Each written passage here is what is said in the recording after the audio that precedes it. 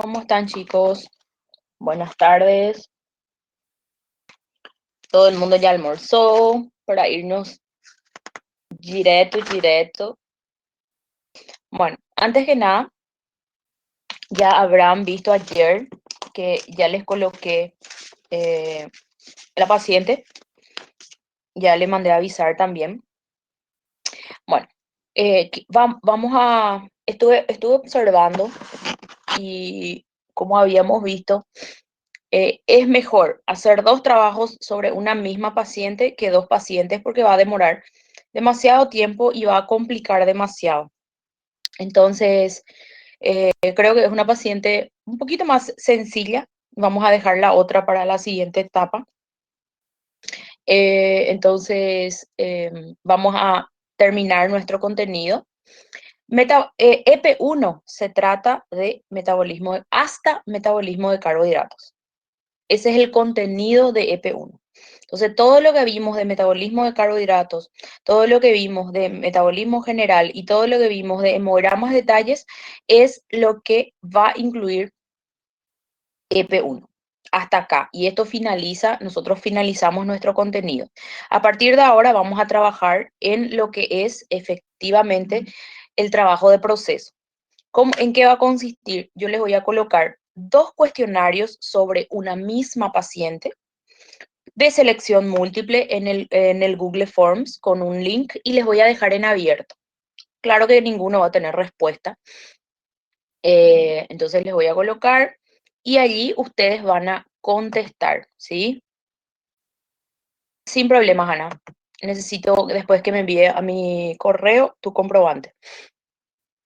Entonces, va a ser 1000 veces más fácil, va a ser 1000 veces menos complicado de esa manera. Entonces tendrán tiempo suficiente hasta el día del examen para colocar su trabajo de proceso, aproximadamente 2 semanas.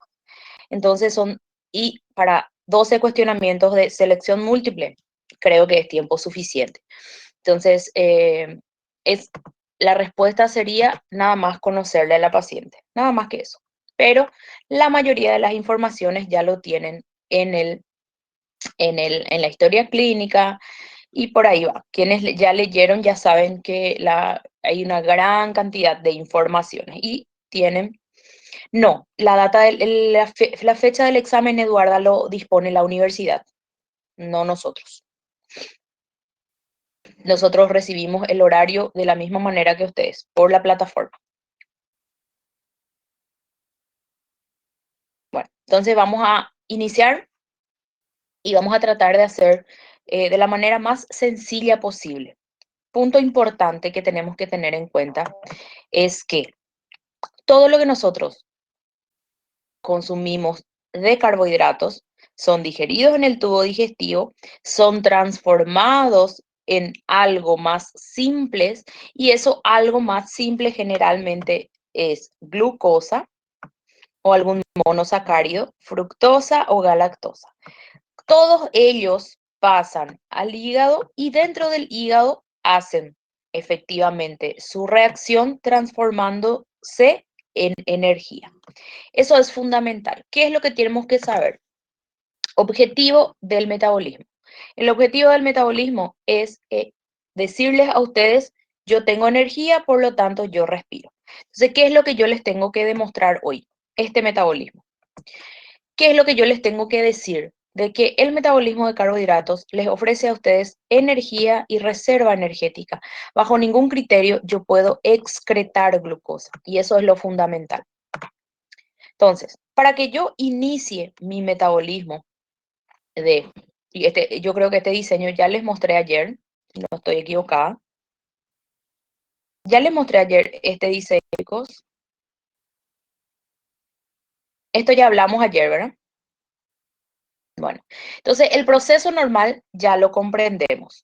Este es el proceso del cual ya hablamos ayer, en el que la insulina es recibida por un receptor. El receptor abre y da la señal para que el GLUT4 pueda hacer la entrada de la glucosa. Ese es el funcionamiento normal del metabolismo de carbohidratos, pero ¿qué pasa? ¿Cuáles son las funciones de la insulina? Y de eso se trata cuando estábamos hablando de, de la importancia de la insulina. Primer punto, la insulina es la que tiene a su cargo la concentración de la glucosa en sangre. Ella trabaja en conjunto con el glucagón con un mismo objetivo. ¿Cuál es el objetivo? Mantener el equilibrio de la glucosa a nivel sanguíneo. Cuando ella no funciona, entonces yo tengo un desequilibrio. Cuando el glucagón no funciona, entonces yo tengo un desequilibrio. Pero a partir de ahí yo no estoy hablando solamente de diabetes, estoy hablando de infinitas patologías. Una de las patologías que también es tratada y muchas veces es mal diagnosticada es cuando dicen, por ejemplo, mi paciente tiene una pancreatitis, ¿verdad?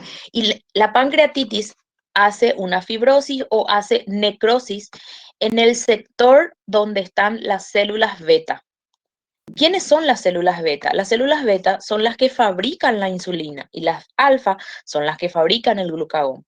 Pero ¿qué pasa si la fibrosis destruye las células beta? Yo voy a fabricar insulina y ahí viene, viene el contexto y viene la pregunta.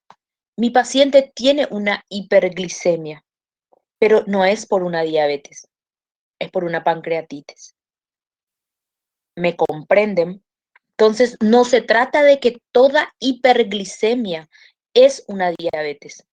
Se trata de que tiene que haber una búsqueda de un porqué. La insulina, si yo tengo una autodestrucción de las células beta, si yo descompuse, eh, te explico mejor. Vamos a decir así. Vamos a decir que yo tengo, vulgarmente aquí, tengo una fábrica de papas fritas, ¿ok? Esta es mi fábrica. Yo fabrico papas fritas, ¿ok? Entonces, ¿qué pasa aquí? Yo estoy fabricando normalmente y viene y se quema mi fábrica. Si se quema mi fábrica, ¿yo voy a tener las papas fritas? No. ¿Qué pasa con las diabetes? En la diabetes, yo nunca tuve fábrica. Entonces, yo jamás producí las papas fritas. Entonces, cuando yo tengo una pancreatitis, yo descompuse mi fábrica. Yo descompuse mi fábrica. Entonces, ¿qué pasó ahí? Yo tengo una reacción hiperglicémica. Yo voy a hacerle un tratamiento a mi paciente para poder nivelar y para poder regular la concentración de la glucosa en sangre, pero los motivos por el cual yo tengo una hiperglicemia no son diabetes de tipo 1. ¿Me comprenden? A estas diabetes nosotros los llamamos de diabetes del tipo MODI, que es la nueva clasificación, que lo van a encontrar, como ya les dije, en el ADA 2021, que yo no sé si ya revisaron. En el ADA 2021 ustedes tienen la nueva clasificación de la diabetes, tienen los nuevos valores de referencia, son las nuevas reglas por las cuales nosotros estamos hablando ya. Y en el ADA 2021 también ya se habla de los disturbios metabólicos post-COVID, ¿verdad? Entonces es bueno que lean, es bueno que se informen de que la diabetes que había antes ya no es la diabetes que se habla ahora, que la medicina de antes ya no es la medicina con la que ustedes van a trabajar. La medicina que ustedes van a trabajar es focada a trabajar con el paciente. Se trata al enfermo, no a la enfermedad. Se trata al paciente, no a la patología, porque cada uno de nosotros va a presentar la misma patología de diferentes formas. Entonces es importante. ¿Por qué? Porque una pancreatitis obstructiva no puede que no dé una hiperglicemia, pero una pancreatitis con fibrosis sí ya puede dar una hiperglicemia. Entonces por ahí vamos entendiendo de que los motivos por el cual yo tengo una hiperglicemia son motivos varios. Esos motivos pueden incluir los receptores, la insulina y la fábrica. ¿Entendimos? Y cuando hablamos de que la fábrica se autodestruye, hablamos de diabetes de tipo 1. Cuando hablamos que los receptores no conocen a la insulina, hablamos de diabetes de tipo 2. Y cuando hablamos de que yo tengo una fábrica que la destruí por alguna otra patología asociada, podemos estar hablando de una diabetes del tipo MODY, que hoy también ya tenemos la diabetes de tipo LADA, que habla también de la destrucción de los receptores. Entonces, a medida que las concentraciones de insulina están elevadas, las concentraciones de glucosa teóricamente deben bajar. Y cuando hay concentraciones elevadas de glucosa, se tiende a secretar mayor cantidad de insulina. Y se hace un equilibrio constante. Entonces, insulina, las células beta fabrican su insulina, la glucosa aparece en sangre, nutre los tejidos y va haciendo el proceso metabólico normal. Ahora vamos a entrar en las hormonas que trabajan asociadas. La única hormona que trabaja asociada es el glucagón. ¿Por qué trabaja asociada? Porque tiene el mismo objetivo. Cuando hablamos de objetivo, chicos, estamos hablando de, les voy a colocar acá. Quiero que vean bien. ¿Por qué hablamos de un mismo objetivo? Porque cuando los niveles de azúcar están altos en sangre, viene la insulina, se secreta y entonces reestablece los niveles normales de la glucosa a nivel sanguíneo. Ese es el objetivo. ¿Estamos de acuerdo? Entonces, ¿y qué pasa con el glucagón? El glucagón, cuando hay poca insulina, cuando hay poca glucosa a nivel sanguíneo, el páncreas se activa, las células alfa activas y hace de que se restablezcan los niveles normales de glucosa en sangre. Ellos trabajan en condiciones diferentes, pero con el mismo objetivo. ¿Entendimos eso? Entonces, con la insulina y con el glucagón tenemos que tener el mismo objetivo. Y yo no paro ningún metabolismo, yo no bloqueo ningún metabolismo, al contrario, estoy trabajando inversamente proporcional. Cuando uno no puede, el otro aparece. Cuando uno no puede, el otro aparece, entonces estamos trabajando en conjunto. Sí, el glucagón es el que corta el glucógeno, por lo tanto, trabaja con las reservas energéticas. Y ahí viene después las otras hormonas, las hormonas llamadas antiinsulínicas, las hormonas que bloquean a la insulina, no que le ayudan. Una de ellas es la adrenalina. ¿Por qué?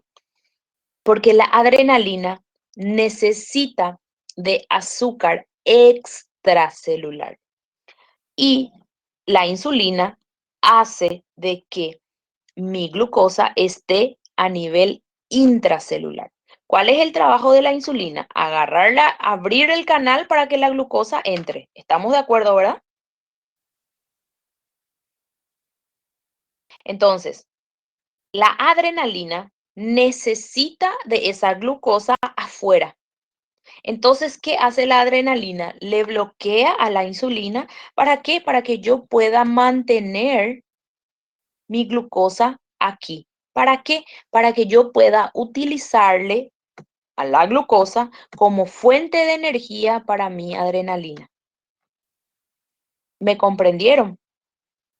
Por ese motivo, el diabético, cuando entra en picos de estrés, tiene, por más de que esté en ayunas, tiene picos hiperglicémicos. ¿Por qué? Porque él no, a lo mejor no comió absolutamente nada, pero como se puso nervioso y tiene un pico de estrés, la adrenalina bloqueó su insulina y hizo de que todas las glucosas permanezcan a nivel extracelular. Por lo tanto, yo voy a tener picos hiperglicémicos. ¿Comprendimos eso? Entonces, a partir de ahí yo tengo que pensar, si yo tengo un paciente diabético, nervioso en mis urgencias, ¿sirve solo darle insulina?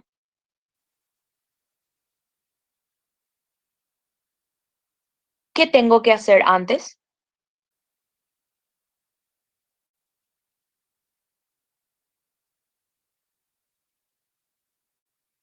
A calmar, ya bajar los niveles de adrenalina.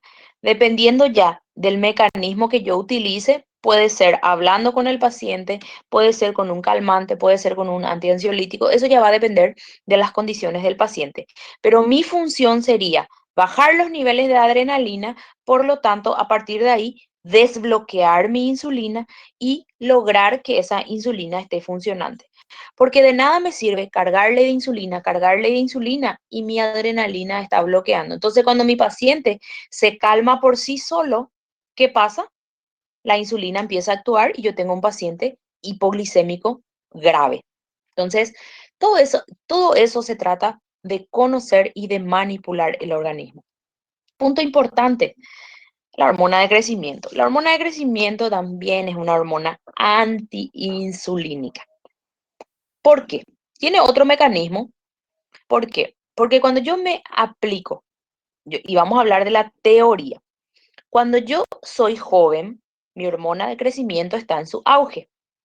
O joven hablamos entre los 15 hasta los 28, más o menos, 30 años, ¿verdad? Entonces ahí yo estoy en fases de desarrollo, ¿verdad?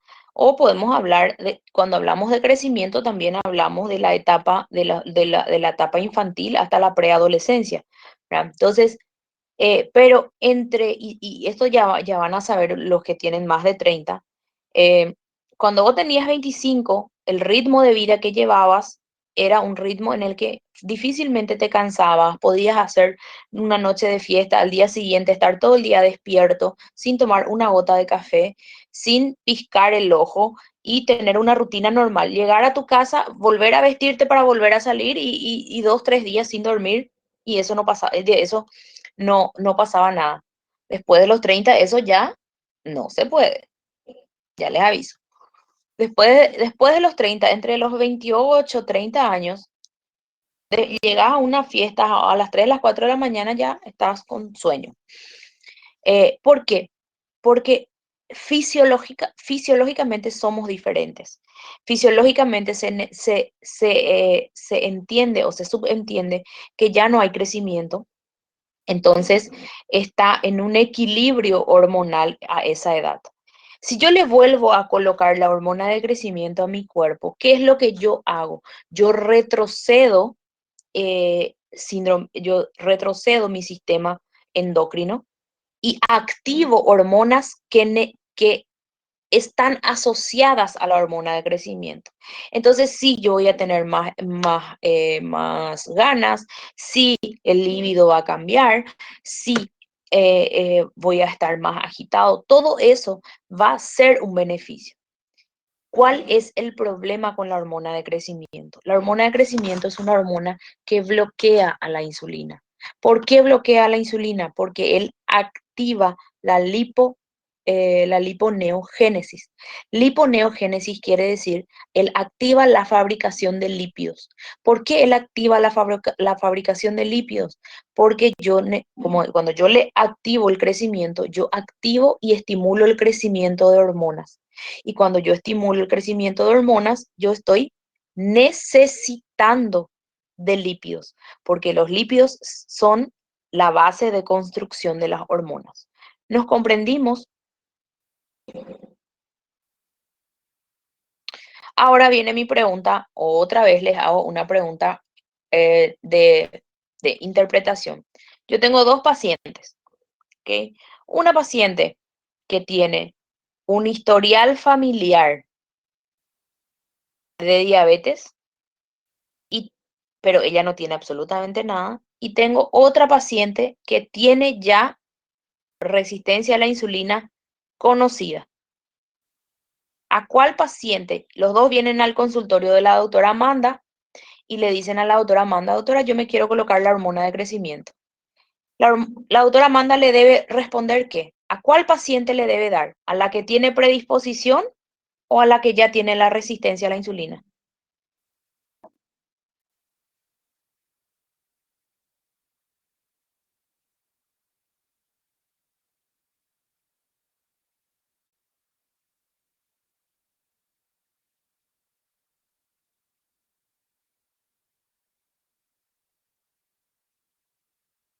Entre las opciones también estaba ninguna, chicos. Exactamente. A ninguna de las dos. Ustedes no pueden arriesgarle a una paciente que ya tiene un historial familiar, ya tiene un historial de problemáticas dentro de con su insulina, arriesgarle a la paciente a bloquear su insulina y a causarle una diabetes y a la otra destruir su metabolismo o desorganizar. Entonces, existen pacientes que pueden utilizar las hormonas y existen pacientes que no pueden utilizar la hormona, principalmente los que tienen predisposición y factores de riesgo. Entonces se debe tener en cuenta esos puntos.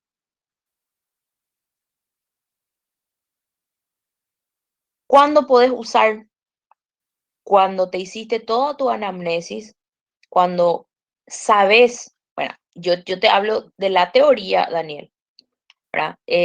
Si vos en tu familia no tenés ningún tipo de predisposición a la diabetes o ningún tipo de historial de diabetes o no sos hijo de madre diabética, entonces, o diabetes gestacional en el caso, sos una persona que sos predisponente.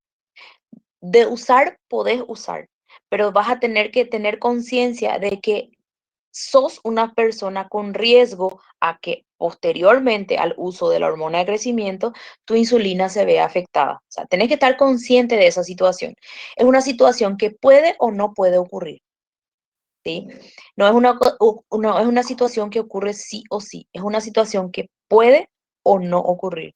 Así como el paciente puede tener una familia entera de pacientes con cáncer y ese paciente puede no padecer, ¿verdad?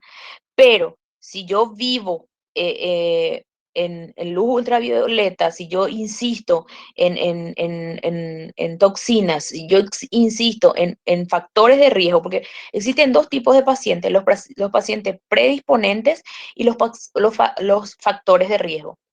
Si yo en mi familia tengo cáncer de piel por siempre, para que si mi abuela tuvo, mi mamá tuvo, mi papá tuvo, todo el mundo tuvo, y yo no tengo, yo soy una persona predisponente a ese cáncer. Pero si yo, a pesar de saber el historial de toda mi familia, me expongo al sol en mala hora porque yo quiero estar bronceada, entonces a mi predisposición, yo le agrego un factor de riesgo. ¿Me comprendes, Daniel? Entonces, para que yo pueda indicarle un factor o una hormona a un paciente, yo debo verificar mis factores de riesgo y debo verificar mi- mis predisposiciones. Todos podemos usar. El problema está en que tenemos que entender de las consecuencias del uso personalmente, ¿verdad? Yo tengo que saber de mi historia para poder saber si eso es beneficio o no para mí. Y claro, con el uso de hormonas y con la aplicación de hormonas, se implica disciplina. No es que vas a aplicarte y la hormona va a hacer milagro. Eso es lo que no existe, ¿verdad? Entonces, eso es lo fundamental.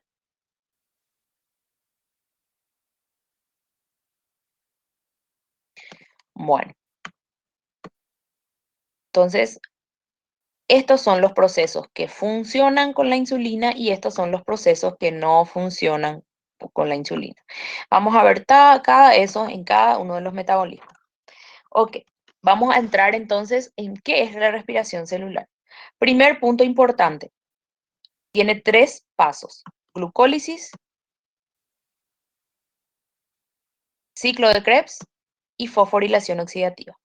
Esto es lo que hace que yo respire. Esto es lo que hace mi metabolismo de carbohidratos. Entonces, a partir de ahí, esto es lo que yo les voy a tener que explicar. Dentro de eso vamos a empezar a hablar de la glucólisis. Esta es la glucólisis. Y ayer les había hablado de las hormonas, de las enzimas reguladoras. Dentro de lo que es la enzima reguladora de la primera ruta metabólica, hablamos de la exoquinasa, de la fosfofrutoquinasa y de la piruvatoquinasa. ¿Qué es lo importante que ustedes aprendan del metabolismo de carbohidratos? Que si a mí me falta esto, mi metabolismo de carbohidratos no funciona. ¿Y qué pasa cuando falta esto? Primer punto importante, saber para qué sirve. Entonces vamos a la teoría. ¿Para qué sirve específicamente la glucoquinasa? Que es la primera enzima regulable. Vamos a ver. Bueno, la glucoquinasa. La glucoquinasa es la encargada de la homeostasis de la glucosa. ¿Qué quiere decir eso?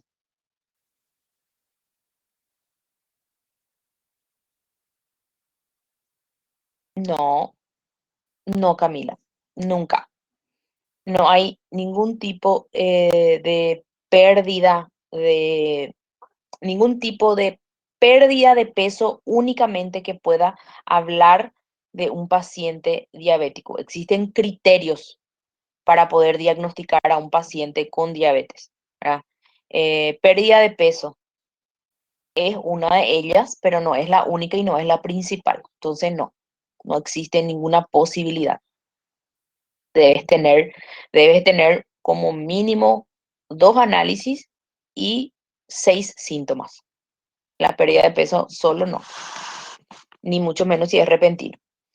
Entonces, ¿qué pasa cuando a mí me falta eh, esa enzima? Como ella es la encargada de mantener la homeostasis, y quiere decir, ¿qué quiere decir homeostasis? Homeostasis quiere decir equilibrio. ¿Qué quiere decir eso? Que ella es la encargada, vamos a los dibujos, porque para mí siempre es más fácil explicarles con los dibujos. Ella es la encargada de que esto que está aquí entre, ¿sí? Cuando ocurre la primera reacción de la glucólisis, la glucosa se cambia a glucosa 6-fosfato. ¿Y por qué yo hago ese cambio? Porque si se recuerdan de que yo aquí tengo una disfunción facilitadora, entonces, si yo aquí tengo una disfunción facilitadora y la puerta de la glucosa está abierta, entonces mi glucosa puede entrar y puede salir sin ningún problema, o puede ni entrar.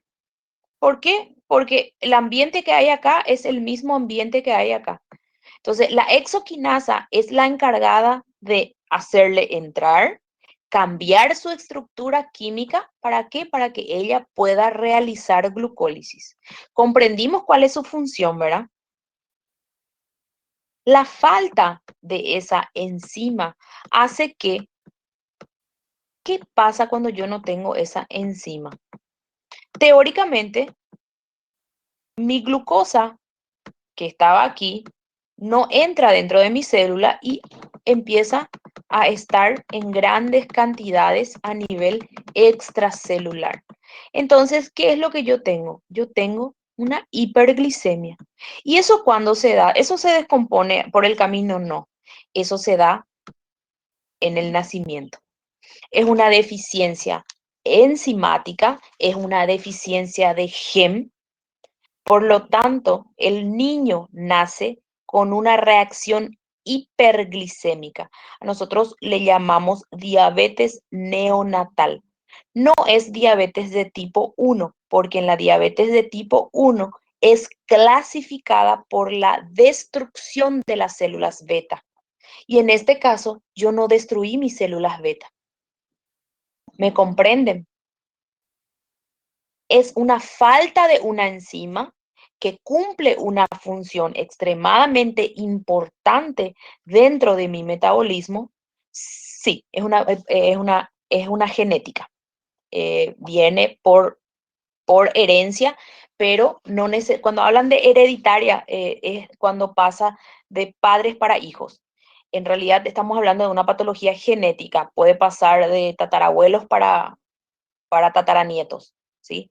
No se trata de herencia, se trata de codificación. Entonces, que no estamos hablando de una diabetes de tipo uno. Claro, el comportamiento es de tipo uno, ¿verdad?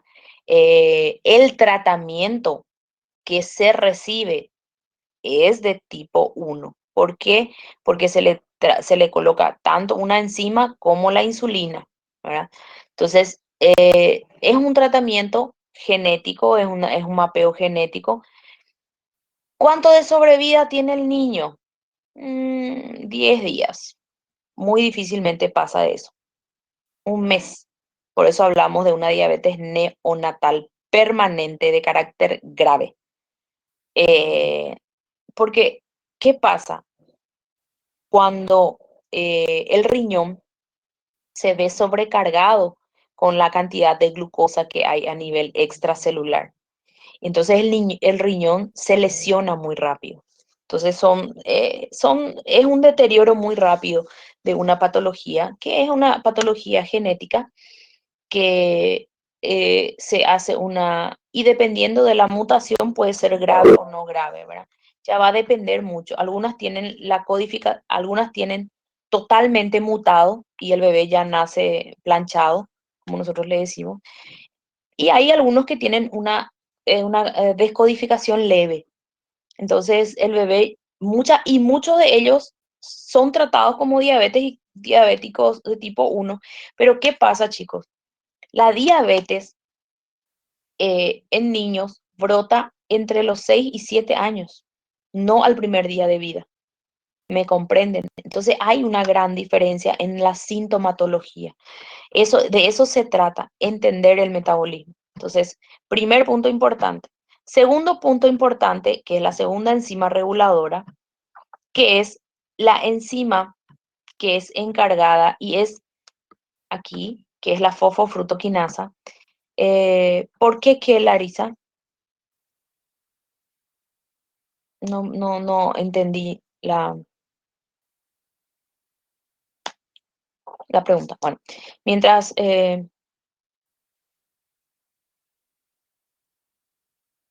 no, Ana, porque no hay longo da vida, ¿entendés? El bebé no llega a lo longo da vida, no tiene una sobrevida, porque no existe glucoquinasa para reposición. Máximo vive un mes.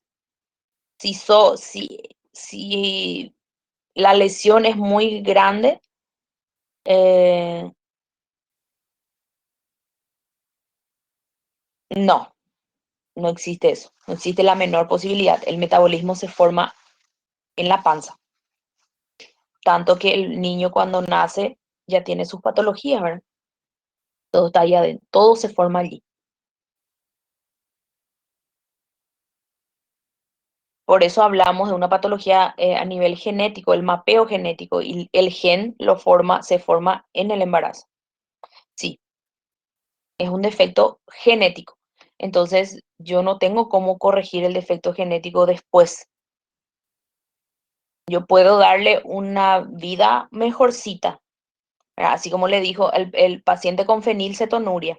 Fenilcetonuria es una falta enzimática. Entonces, el paciente no sabe procesar fenilcetonuria. Yo no puedo darle la enzima, no puedo hacer esa corrección metabólica. Entonces, ¿qué yo hago? Como mi paciente no puede procesar fenilcetonuria, entonces yo no le hago comer fenilcetonuria. ¿Me comprendes?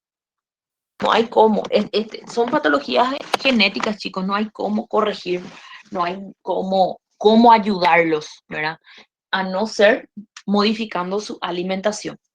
Yo no tengo otra salida, solamente la alimentación el, es lo que les va a dar a ellos una mejor vida, una estructura de vida tolerable, pero, pero sí, estas patologías, como yo siempre les, infelizmente, Estas patologías pueden ser detectadas en el test del piecito. Pero en el test del piecito, al que todo el mundo tiene acceso y al que tiene, eh, aparece sí la eriza de 6 a 7 años, pero yo particularmente no, no, no vi un niño que llega hasta eso, que no sea un niño bebé. ¿Qué te digo? ¿A qué se trata? ¿De qué se trata un niño bebé? Tiene 7 años, pero sigue usando pañales. Tiene 7 años, pero bueno. eh, pero como ya le dije, depende mucho de patología para patología, ¿verdad? Si la mutación es completa, si la mutación es parcial, si la mutación depende mucho, ¿verdad? Estamos hablando de una patología que en su mayoría es no fiable. Pero como en medicina uno más uno nunca es dos, ¿verdad? Estamos en ese contexto. Y depende mucho de la mutación, ¿verdad? Existen pacientes, así como les puedo, vamos a ver, la fenilcetonuria y fibrosis quística. Son patologías que yo puedo detectar en el test del piecito, ¿verdad? Mira, Marco, yo no puedo hablar de que es algo fatal, ¿verdad? Cualquier cosa puede ser fatal, ¿verdad? Pero todo depende de cómo, cómo recibe el paciente la patología. Hay pacientes, por ejemplo, con HIV que tienen el virus y nunca ni tuvieron una gripe, ¿verdad? Y hay pacientes que a la primera semana ya están totalmente deteriorados, ¿verdad? Entonces, no depende, nunca va a depender de la patología, nunca va a depender de lo que comes, siempre va a depender de cómo vos recibís, ¿verdad? O de cómo tu cuerpo recibe o tu metabolismo recibe. No se trata, como siempre les dije, ya no se trata de la patología. En las patologías existen reglas, en el metabolismo no existen reglas. Las patologías te imponen síntomas, pero el que te dice, bueno, diabetes tenés que tener 5 síntomas, pero vos podés tener 3 y ya podés estar iniciando la patología y eso te puede tener súper mal, ¿me comprenden? Pero el protocolo dice que vos tenés que tener 6 síntomas para poder confirmar tu patología, pero eso no te aleja a vos de la posibilidad de estar ya sufriendo con la patología. No sé si me explico, chicos. Entonces ya depende mucho de cómo tu cuerpo lo recibe, depende mucho de tus defensas, depende mucho del metabolismo en el cual vos trabajaste, en el metabolismo en el cual vos, si vos tenés todas las vacunas, si vos no tenés ninguna vacuna, si vos te alimentás, si vos haces ejercicio, y por ahí va, ¿verdad? Entonces, el metabolismo no es algo sencillo, ¿verdad? El metabolismo es algo cambiante. Lo que vos sos hoy ya no sos mañana. Lo que vos fuiste ayer ya no sos hoy. Y por ahí va, ¿verdad? Porque de repente hoy yo decidí que quiero ser vegana, ¿verdad? Entonces yo ya dejé de darle carne a mi cuerpo. Entonces eso a mí mañana ya me va a hacer pequeños cambios metabólicos. ¿Por qué? Porque mi cuerpo va a empezar a buscar la carne, no va a encontrar y va a tener que buscar por otra fuente. Entonces, eso a mí me pasa una información metabólica. Me puede pasar dolores de cabeza, me puede pasar dolores musculares, me puede pasar malestares, me puede pasar irritabilidad. Todo eso es metabolismo. Bueno, la fosfofrutoquinasa. La falta de la... ¿Qué hace la fosfofrutoquinasa? Ok. La fosfofructoquinasa hace lo mismo que la exoquinasa, solo que con la fructosa. La fructosa, como ustedes saben, no necesita de la insulina para entrar. La fructosa sola tiene un caminito y entra directamente. Y cuando entra, la fosfofructoquinasa le agarra y le transforma en fructosa 6-fosfato y le hace hacer glucólisis. Por eso cuando nosotros comemos fruta, ella entra por ese camino, entra por un camino alternativo. Por eso los diabéticos son instados o son enseñados a también comer algunas frutas, principalmente manzanas. ¿Por qué? Porque ellos Ellos hacen glucólisis, solo que a partir del lugar de donde funcionan. ¿Me comprenden?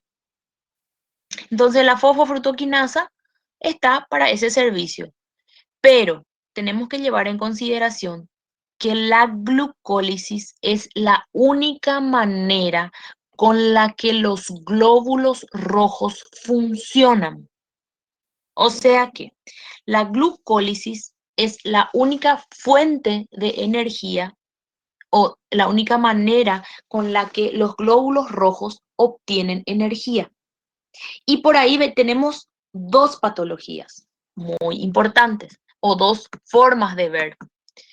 Primer punto, tenemos una patología en la que tenemos la enfermedad de Tarui, que es una patología también genética y que como esa fosfofructoquinasa es la encargada de una de las principales reacciones de la glucólisis anaeróbica, entonces yo tengo una enfermedad. Si a mí me falta esa, entonces yo tengo dos problemas muy graves.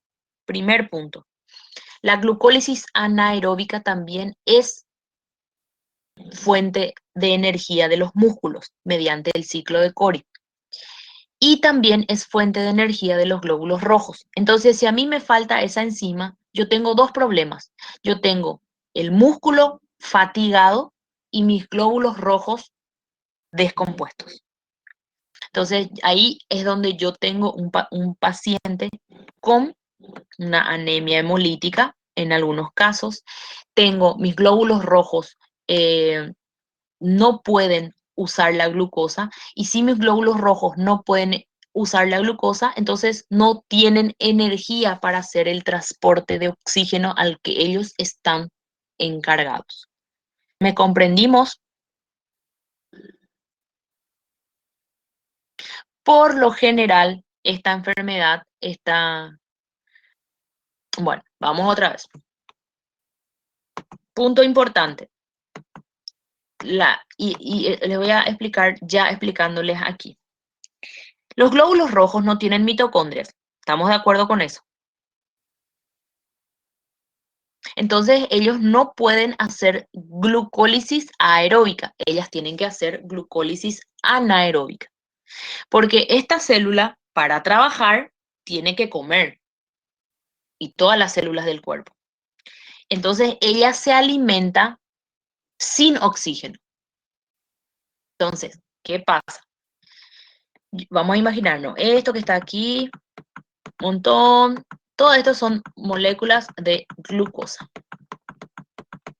Todo esto es molécula de glucosa. Y vamos a decir que acá hay de 70 a 90 moléculas de glucosa. Entonces, ¿qué pasa? Viene este Matías, viene la glucosa, se juntó acá, entonces él tiene energía para hacer su trabajo. Viene esta glucosa, se juntó aquí y tiene energía para cumplir su trabajo. ¿Entendimos eso, verdad? Entonces, ¿qué quiere decir eso? Que acá yo tengo glucólisis funcionante. Un detalle, y ya me voy a ir adelantando. Si yo tengo aquí en mi ambiente circulante de 100 a 300, este mismo hematíe que se glucolizó una vez se va a glucolizar 10 veces más. ¿Entendimos eso, verdad? ¿Por qué? Porque su ambiente hace que él consuma demasiado glucosa. Entonces, a eso nosotros le llamamos hemoglobina glucosilada. ¿Por qué? Porque como el hematíe hace glucólisis anaeróbica y yo tengo un ambiente muy rico en glucosa, él vive alimentándose. Y esa alimentación, como la función del hematíe es fundamental, la, el, el pegado del azúcar al hematíe es irreversible. A eso nosotros le llamamos hemoglobina glicada. Entonces, como la hemoglobina necesita del azúcar para cumplir con su función, entonces ella no se despega del azúcar. Y si yo tengo un ambiente muy azucarado, entonces ella va a agarrar más cantidad de azúcar para poder cumplir con su trabajo. ¿Me comprenden lo que es una hemoglobina glicada?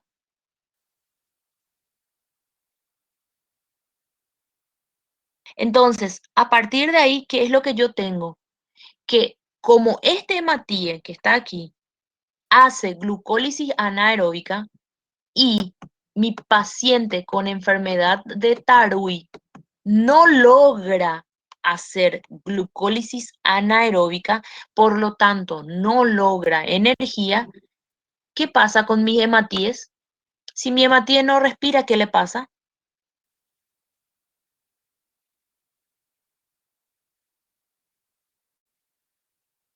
Muere. No solo una anemia, sino que muere, se lisa, se rompe.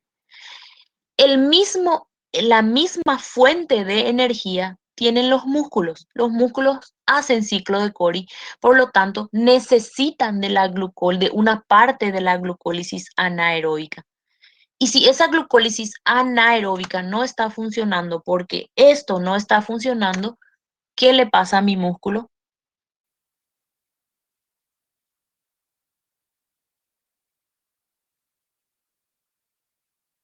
Se fatiga. No muere el músculo, pero se fatiga. Es un músculo que no puede cumplir con sus funciones. Entonces, exactamente. Entonces, teóricamente, si yo no tengo esa reacción química, entonces yo tengo una patología del tipo genética también. Es una deficiencia enzimática que afecta las reacciones. Comprendimos entonces la importancia de la segunda enzima reguladora y lo que es una hemoglobina glicada.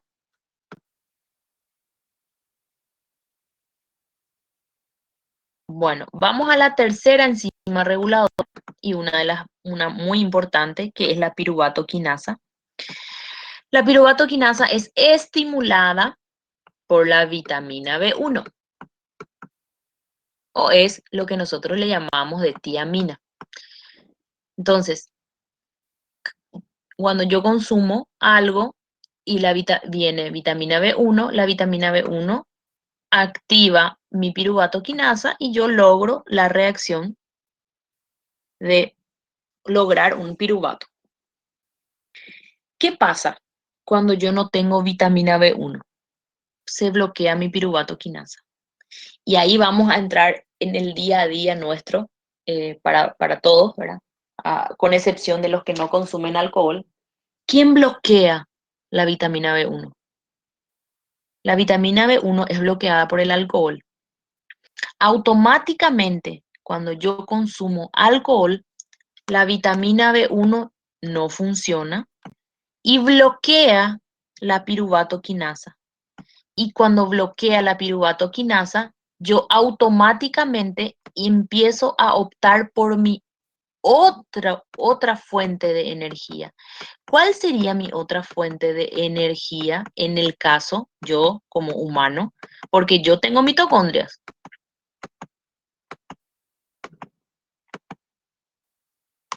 Vamos a ver dónde está mi imagen, dónde está antes. Entonces, cuando yo bloqueo mi glucólisis aeróbica, yo activo mi glucólisis anaeróbica. Yo no dejo de respirar bajo ningún criterio. No, estamos hablando de carbohidratos. Tenemos todavía nuestra reserva y un montón de mecanismos. No es que alcohol, cuando yo bloqueo mi glucólisis anaeróbica, cuando yo bloqueo mi glucólisis aeróbica, yo activo mi glucólisis anaeróbica. Ahora, si estos dos no funcionan, ahí es otra cosa, pero todavía yo tengo mecanismos, ¿sí? Existen infinitos mecanismos para hacer funcionar el metabolismo de carbohidratos. Cuando y observen aquí, la glucosa entró, hizo glucólisis. La glucólisis para algunos que no tienen mitocondrias, este es el camino normal. Pero como nosotros tenemos mitocondrias, entonces mi camino normal es este y mi camino alternativo es este. ¿De acuerdo? Entonces, ¿qué pasó? Yo bloqueé con el alcohol mi camino normal. Entonces yo empiezo a usar mi camino alternativo. Empiezo yo a generar, en vez de piruvato, empiezo a generar lactato. Empiezo yo entonces a asumir que mi fuente de energía son los combustibles más feitos, que mi fuente de energía no es mi ATP y sí mis combustibles más feitos. Entonces, ¿qué es lo que yo hago? ¿Qué es lo que yo les dije ayer? Mi cuerpo busca un equilibrio. Si él busca un equilibrio, él no entiende si está bien o si está mal. Él busca un equilibrio mediante la fermentación. Entonces yo agarro y empiezo a fermentar. Entonces yo fermento y logro mi equilibrio. Solo que al día siguiente yo tengo dolor de cabeza. ¿Por qué? Porque mi cuerpo está buscando su camino normal. Mi cuerpo está buscando su oxigenación. Mi cuerpo está buscando su oxígeno. Y tenemos dos teorías. Las dos sirven. La primera teoría es tomar un vaso de Coca-Cola y tratar de sacar todo el alcohol. Por lo tanto, yo activo nuevamente mi glucólisis. ¿Por qué? Porque yo le coloco algo dulce a mi boca. Entonces yo le cargo una bomba de glucosa para que yo pueda activar nuevamente mi metabolismo normal. O sigo tomando, que también es una teoría que ya escuché mucho, y reubico mi equilibrio hacia la fermentación.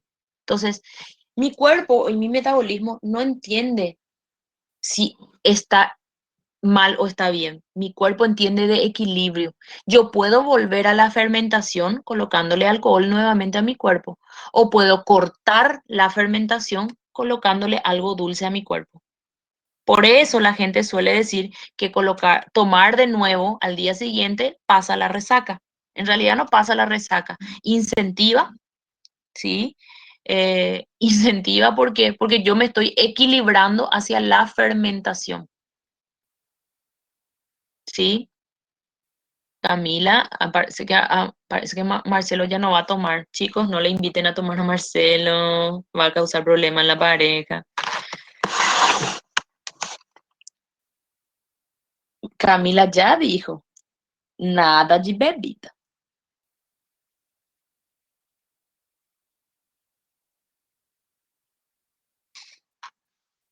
Entonces,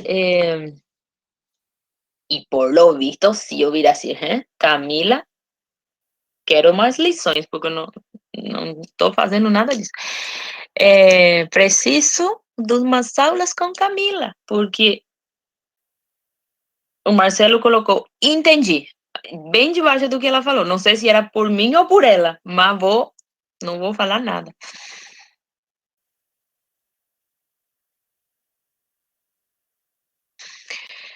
Sí, Ana, que es así mismo. Ahora, acá ya vamos a tener problemas, chicos. Vamos a tener problemas. Marcelo está rebelde. Bueno, Ana, que decía, en realidad ese desequilibrio, claro que causa problemas, ¿verdad? Siempre va a causar problemas. Porque fermentar quiere decir quemar. Es la misma cosa que vos coloques una carne con un montón de bacterias y vos permitas que eso fermente. La carne nunca va a salir igual, ¿verdad? Entonces, se debe tener en cuenta ese tipo de reacciones. Claro, el cuerpo siempre lo va a corregir, el cuerpo siempre lo va, lo va a nivelar o lo va a tratar de recuperar, ¿verdad? Pero no, nunca más va a ser igual, ¿verdad? Y efectivamente, el paciente, y existe, vamos a hablar, ahí ya nos vamos a patología, existen dos patologías. una que es de nacimiento, que es el beriberi, no sé si ya escucharon hablar, eh, que está aquí, que es el beriberi, que es cuando el paciente nace efectivamente sin la vitamina o nace sin poder recibir la vitamina. Y la otra es la que el alcohólico tiene. El alcohólico tiene una psicosis de Korsakoff y el drogado también, el drogadicto también, ¿verdad?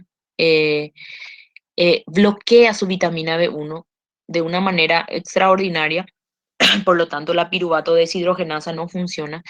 ¿Qué pasa?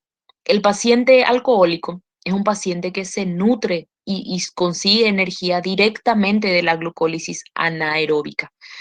Entonces, el paciente alcohólico está en constante fermentación y todo lo que fermenta de más se destruye, ¿verdad? Entonces él desorganiza músculo, desorganiza todo lo que hay porque efectivamente descompone el metabolismo, ¿verdad? Porque el metabolismo, como yo le dije, está tan acostumbrado a no utilizar su vitamina B1 y a fermentar para conseguir energía, que el alcohólico fermenta a nivel cerebral también, ¿verdad? A nivel muscular, a nivel retinas, a nivel todo. Entonces, cuando nosotros sabemos que, que el paciente tiene encefalopatía de Wernicke con psicosis de Korsakoff, que es cuando ya es alcohólico, es cuando el paciente alcohólico y ya tiene deficiencia de vitamina B1, cuando sus ojos tienen movimientos involuntarios. Los ojos empiezan a moverse y el paciente teóricamente te está mirando fijamente, pero los ojos se mueven, ¿verdad? Y el paciente te mira, ¿verdad? Y vos le observás y es un movimiento involuntario. Ahí nosotros ya estamos hablando de una encefalopatía, ¿verdad? Y es una encefalopatía que no se puede corregir. Podés agarrar y colocarle al paciente vitamina, su cuerpo ya no acepta la vitamina, ya no absorbe la vitamina. El metabolismo ya está acostumbrado a fermentar para conseguir energía y es una autodestrucción, ¿verdad? De eso se trata. Y por eso, de eso les hablé, ¿verdad? Cuando ustedes tienen un paciente en coma alcohólico, se tiene que colocar suero, se tiene que hidratar al paciente, se tiene que hacer una limpieza estomacal, se tiene que sacar todo el alcohol del cuerpo y se tiene que colocar la glucosa y la vitamina, ¿sí? ¿Por qué? Porque la vitamina que está dentro del paciente está bloqueada por el alcohol. Entonces se debe hacer el tratamiento sí o sí. Pero otra vez verificar si el paciente está con un pH y con una temperatura normal, porque ninguno de esos tratamientos va a funcionar si la temperatura y el pH de mi paciente no está normal. Generalmente el paciente alcohólico o en coma alcohólica tiene acidez alcohólica, entonces eso también se debe regular. Por lo tanto, el paciente alcohólico en la urgencia es lavado estomacal, suero, glucosa, vitamina y una gasometría, porque en la gasometría vamos a ver si hay que colocarle los electrolitos nuevamente. ¿Comprendimos hasta ahí? Otro punto importante de la fermentación, ya que pasé aquí, es, hay estudios que dicen que pacientes que están en constante fermentación tienen más tendencia a sufrir de cáncer del tipo maligno que benigno, de tumores en realidad. ¿Por qué? Por la fermentación. Cuando vos fermentás, vos descompones una estructura. Entonces, al descomponer la estructura, hay una tendencia a, pero efectivamente nadie sabe el motivo por el cual el cáncer se genera. Entonces, ya sabemos todos los problemas de la glucólisis, ya sabemos cómo manejarnos. ¿Estamos de acuerdo con eso? Entonces, pasemos a generalidades entonces. ¿Cuál es la función de la glucólisis? La glucólisis hace de que yo metabolice mi glucosa.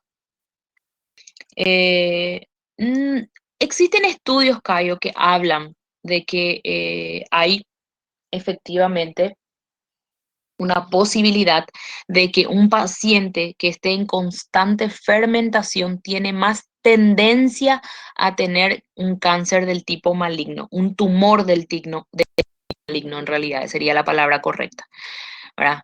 Por la desorganización, ¿verdad? Pero ya depende mucho, ¿verdad? Eh, de Nilsson, mira, el agua con limón para la regulación de pH, no sé, no confío mucho ni no soy mucho de esa teoría porque todavía no encontré fundamento, ¿no? ¿Verdad? Hay mucha gente que dice que funciona, hay mucha gente que dice que no funciona, ¿verdad? Pero yo particularmente nunca leí un artículo científico que me compruebe eso, ¿verdad? Y ojo que busco unos cuantos porque ya siempre me hablan y siempre me preguntan y todavía no encontré ninguno con una explicación realmente coherente, ¿verdad? Yo una vez le pregunté a una nutricionista, porque durante mi reeducación alimentar, ella me colocó que ella quería que yo tome agua con limón, agua tibia con limón durante todas las mañanas. Y ella me argumentó que era solamente para tener esa sensación de saciedad, nada más que eso. Y para que me dé sed durante todo el día, que es muy cierto, ¿verdad? Para que yo pueda estimular mi hidratación. Eso es lo que ella me había argumentado. Pero básicamente es eso. Bueno, entonces, ¿cuál es la función de la glucólisis? Como ya habíamos hablado, es encargada de metabolizar la molécula de glucosa. Es la única que me ofrece a mí energía de manera directa, que es el ATP, y existen en dos formas, aeróbica y anaeróbica. Tiene 10 tipos de reacciones, que es la cual ya les mostré. Las primeras 5 que están aquí, ups, las primeras 5 y las otras 5. ¿Qué es lo que tenemos que saber de esto? No necesitan saber de memoria esto, solo tienen que saber que a partir de una glucosa de 6 carbonos, al final de la glucosa yo genero 2 piruvatos, cada uno de 3 carbonos. ¿Entendimos todo lo que es glucólisis, la importancia y las enzimas? ¿Podemos pasar?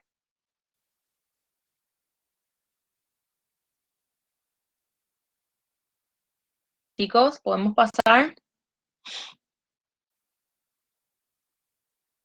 Bueno, pasamos entonces a la segunda parte del metabolismo de carbohidratos, que es ciclo de Krebs. ¿Qué pasa en el ciclo de Krebs, chicos?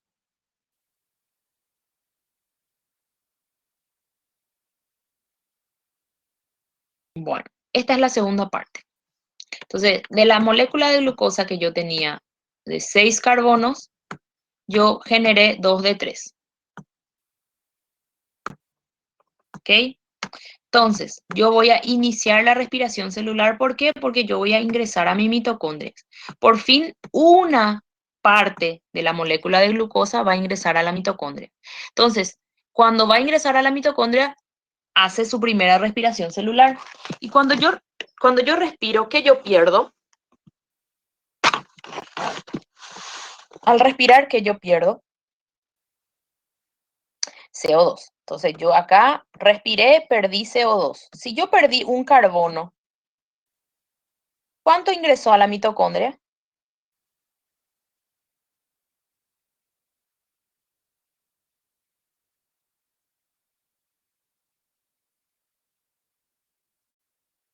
¿Cuántos ingresaron a la mitocondria? Si acá yo perdí del primer piruvato que está aquí, respiró, entró a la mitocondria.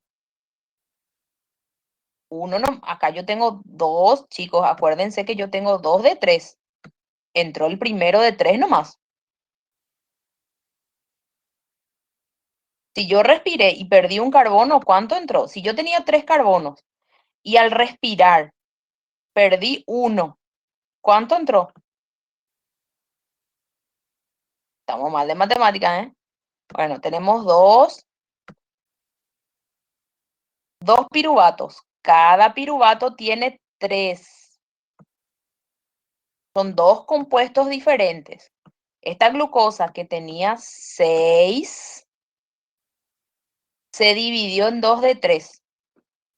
Y ahora viene este piruvato solito, porque son 2. Entra el primero. El primero respiró, perdió 1 y entró con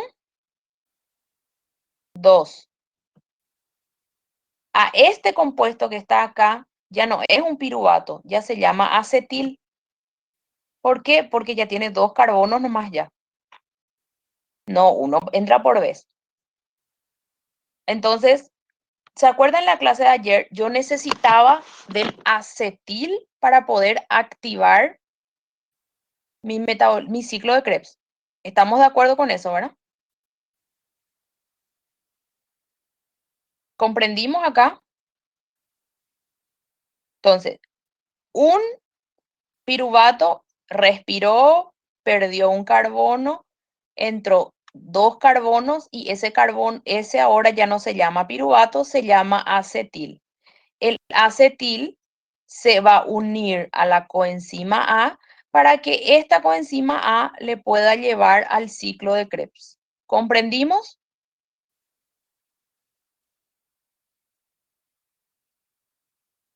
Y acá le encontramos al acetil.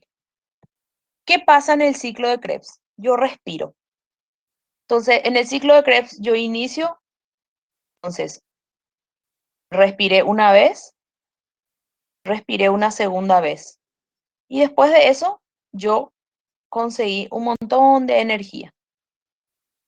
¿Comprendimos qué pasó, chicos?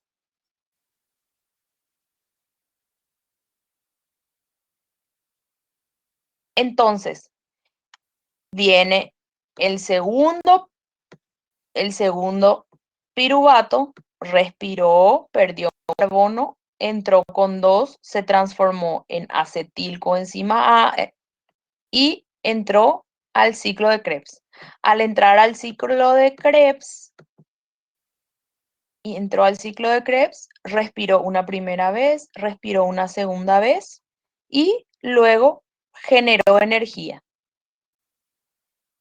Entonces, ¿cómo yo voy a, y fíjense bien, todos esos carbonos que yo hice este recorrido eran de la glucosa? ¿Estamos de acuerdo con eso, verdad? Eran 6 de la glucosa. Entonces, primero yo dividí en 2 de 3, después el primero de 3 perdió 1, él entró con 2 y en el ciclo de Krebs gastó los otros 2. Lo mismo pasa en el segundo. El segundo respiró, perdió 1, quedó con 2 y esos 2 fueron perdidos acá en el ciclo de Krebs. Entonces, en el ciclo de Krebs ya terminó esos 6 carbonos. ¿Estamos de acuerdo con eso?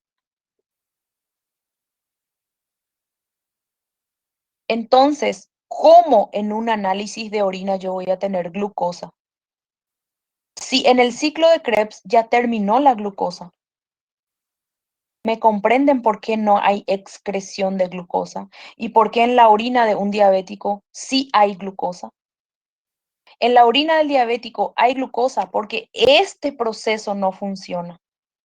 En mi orina no puede haber, bajo ningún criterio, glucosa porque este proceso funciona. Y cuando llegué al ciclo de Krebs, yo ya gasté todos los carbonos que corresponden a la glucosa. Entonces ya no hay glucosa. Por ese motivo, nosotros no tenemos bajo ningún criterio producto de excreción de la glucosa. ¿Comprendimos? Entonces, ¿y para qué entonces sirve la fosforilación oxidativa? La fosforilación oxidativa, que es la última parte del metabolismo que está aquí, esta última parte entonces es la que se trabaja, que está aquí. Entonces, qué es lo que ustedes miraron? Todo lo que ustedes vieron era generación de energía. Si ustedes observan en el ciclo de Krebs, vamos a iniciar primero. Si ustedes observan allá en la glucólisis, yo junté, el único que juntó ATP. Entonces es la única que me ofrece a mí energía directa. Les voy a mostrar.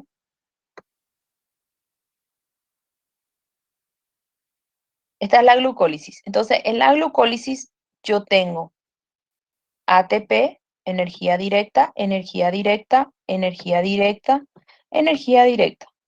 Pero también tengo energía indirecta. ¿Ok? Entonces, después yo conseguí esta energía automático. Me fui al ciclo de Krebs. En el ciclo de Krebs yo también tengo que generar energía. Y entonces, si yo observo en el ciclo de Krebs, yo no logro en ningún momento conseguir energía directa. Yo no logro, acá en el ciclo de Krebs no hay ATP, solo hay estos combustibles diferentes. Todo esto es combustible diferente. No hay ATP. Entonces, si yo les pregunto a ustedes, ¿el ciclo de Krebs me ofrece a mí ATP? ¿Cuál sería la respuesta? ¿Sí o no? No. ¿Qué es lo que ustedes deben pensar? Que todos estos combustibles me van a generar a mí en ATP, pero de manera indirecta. ¿Y dónde? En la fosforilación oxidativa. Para eso sirve la fosforilación oxidativa. La fosforilación oxidativa sirve para que yo venga, coloque aquí en este citocromo todo el combustible llamado NADH. Por lo tanto, este NADH suelta sus hidrógenos. ¿Por qué suelta su hidrógeno? Porque esta ATP sintetasa le gusta el ambiente ácido. Entonces, cuando el ambiente ácido está activado, ella también se encuentra activada. Entonces, como todas las NADH vienen y activan este citocromo, se activa este citocromo y este citocromo. Entonces, cada NADH activa 3 veces mi ATP sintetasa. Por lo tanto, cada NADH genera 3 ATP. Ahora viene el FADH. El FADH viene y estaciona aquí. Entonces, activa este citocromo y este citocromo. Por lo tanto, cada FADH hace que mis ATP sintetasa gire doble y me genere 2 ATP. Entonces, todos los combustibles que yo junté me van a dar a mí la posibilidad de generar ATP en la fosforilación oxidativa, en este sector. ¿Comprendimos, chicos? ¿Por qué existe este conteo que está aquí?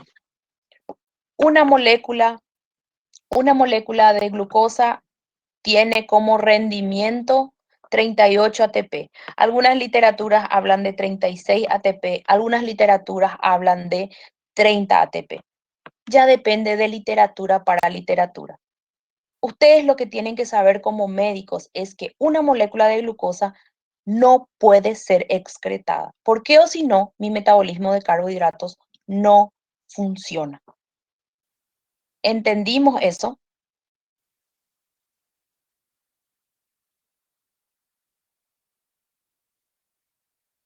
Chicos, el metabolismo no tienen cómo entender de primera. Lo van a tener que leer, lo van a tener que rever.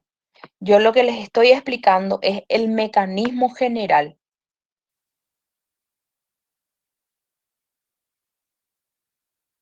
La verdad que no es fácil. Ana Kesia, ¿cómo no puede ser excretado? Porque ¿cómo vas a excretar algo que ya terminó de ser procesado acá? Si vos prestaste atención en todo lo que yo hablé durante todo este tiempo, vos tenés que ya darte cuenta de que la molécula de glucosa termina de oxidarse acá con esta respiración celular. Entonces, a partir de ahí es donde vos tenés que entender de que no hay ninguna posibilidad de que exista glucosa en orina. Y si existe glucosa en la orina es porque todo este proceso no funciona. ¿Me comprendieron?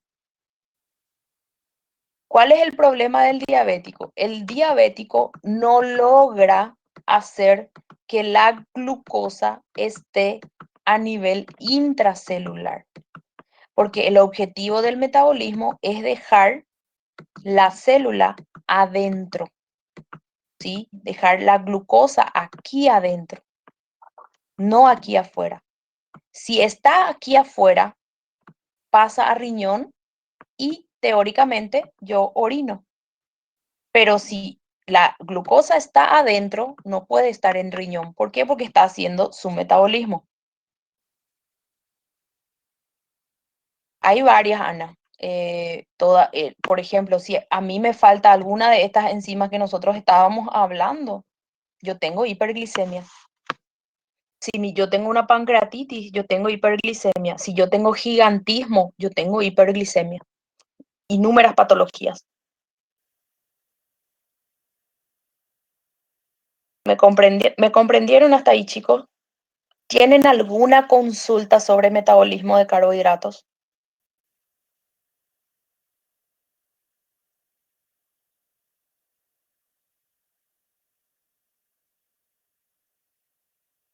Bueno, otro punto importante que quería tocar con ustedes, ya está aquí. Más una vez les voy a dejar.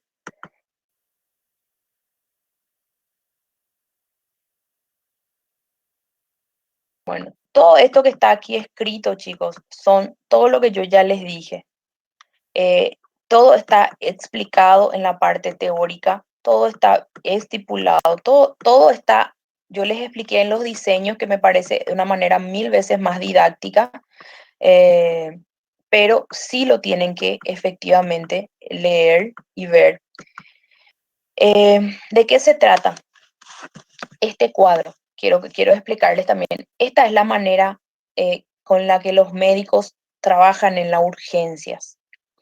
Es la manera con la que nosotros, o sea, que ellos diferencian eh, eh, el paciente diabético de tipo 1 de tipo 2. Pero esto es una nomenclatura antigua, chicos. Esta nomenclatura o esta caracterización se usa hasta hoy día. Sí se usa muchísimo, pero eh, deben ser ya observadas con un poquito más de detalles. Esto es lo que se usa comúnmente en las urgencias, esto que está aquí, hasta cetosis. ¿Cómo qué quiere decir eso? Que cuando viene un paciente menor a 30 años, de bajo peso y con una crisis cetogénica, siempre era caracterizado como diabetes de tipo 1. Cuando viene un paciente mayor de 40 años, gordo, ¿verdad? Obeso y con una aparición lenta de la diabetes, estábamos hablando de una diabetes de tipo 2. Entonces, sí. Entonces, eso es lo que teóricamente se hablaba. Hoy día, chicos, existen mecanismos que son estos 3 análisis que están aquí para poder diferenciar uno del otro. La insulina endógena, las asociaciones de la proteína HLA y los anticuerpos frente a los islotes de las células beta. ¿Por qué? Porque si yo encuentro anticuerpos en mis células beta, quiere decir que mi patología, que mis células beta se pusieron en mi contra. Eso es característico de diabetes de tipo 1, no es característico de diabetes de tipo 2. Si yo tengo asociación de HLA positiva, ¿qué es HLA? Es una proteína que me dice a mí si mi cuerpo está luchando conmigo o con un cuerpo extraño.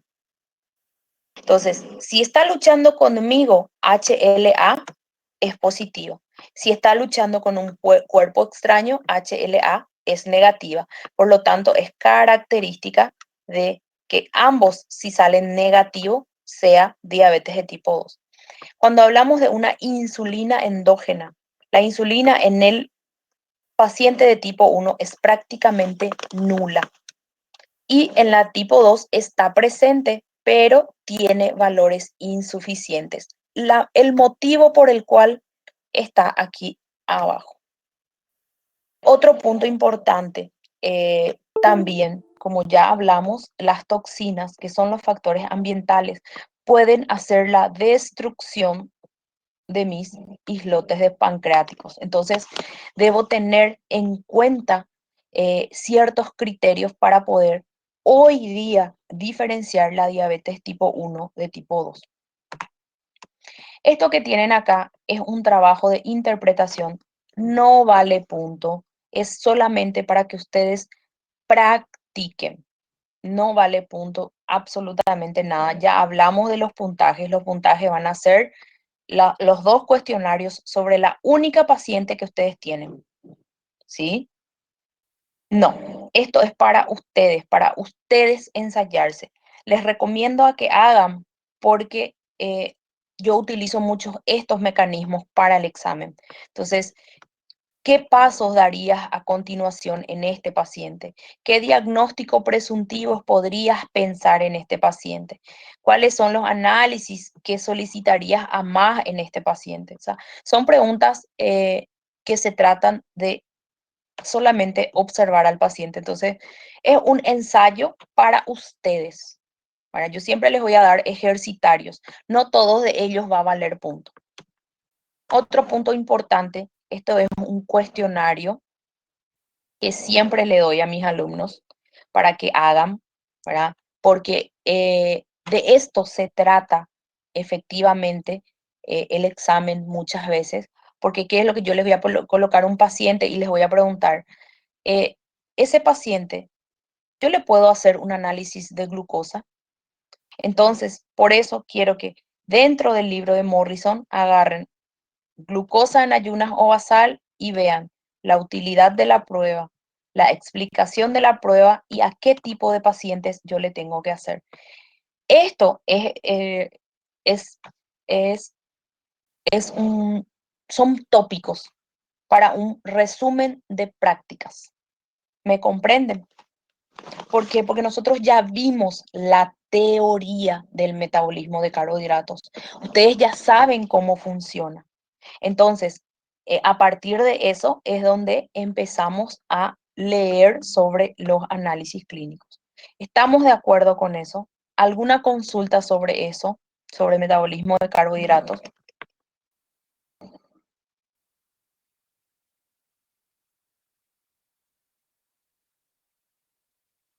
Bueno, más una vez les indico, hasta aquí es EP1. Hasta aquí llegamos en EP1. ¿Estamos de acuerdo con eso? Metabolismo de carbohidratos es EP1. Como ya les dije, el lunes yo voy a colocar ya el cuestionario. Van a tener muchísimo tiempo para realizar el cuestionario, para investigarle a su paciente. Acuérdense que nosotros ya adelantamos contenido porque yo tengo un compromiso la próxima semana. Entonces, ustedes no van a estar libres, van a estar trabajando encima de su proceso. ¿Sí? Metabolismo general, metabolismo de carbohidratos y detalles del hemograma. Son 3 contenidos. Aprovechen, chicos, en hacer y ganar el mayor cantidad de puntos ahora en EP1. En EP2 ustedes tienen va a ser un poquito más largo. ¿Por qué? Porque vamos a hablar ya de análisis y vamos a tener encima de eso todavía metabolismo de lípidos y metabolismo de carbohidratos. Entonces va a ser un poquito más cargado. Entonces les sugiero que de verdad traten de aprovechar la oportunidad del poco contenido que tiene EP1 y de la facilidad del trabajo de proceso. Ese es mi consejo. No desaprovechen la próxima semana. Nosotros no vamos a tener clase la próxima semana, pero aprovechen para poder trabajar encima de la paciente. ¿Está bien? Porque nosotros ya adelantamos y yo ya les había mencionado de ese problemita, o sea, no problemita, sino de un compromiso que yo tenía anteriormente por el hospital. No les está faltando clase. Nosotros dimos los 3 contenidos que tendríamos que haber dado y tienen una semana, casi 3 semanas para responder 12 preguntas sobre la paciente de ustedes. El lunes o el domingo por la noche va a estar habilitado el cuestionario para que ustedes puedan trabajar. En todo este tiempo les dejo para que puedan leerle a la paciente, investigarle a la paciente y poder conocerle. ¿Está bien? ¿Estamos entendidos, chicos? Cualquier cosa que necesiten, el delegado tiene mi número y puede contactar conmigo si tienen alguna duda sobre el trabajo. De eso no hay ningún inconveniente. Entonces yo le voy a enviar un audio que se reenvíe al grupo sin ningún problema.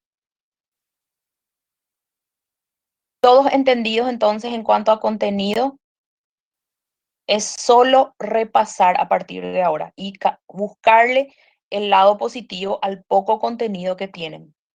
Es la oportunidad para poder juntar la mayor cantidad de puntos. ¿Estamos de acuerdo?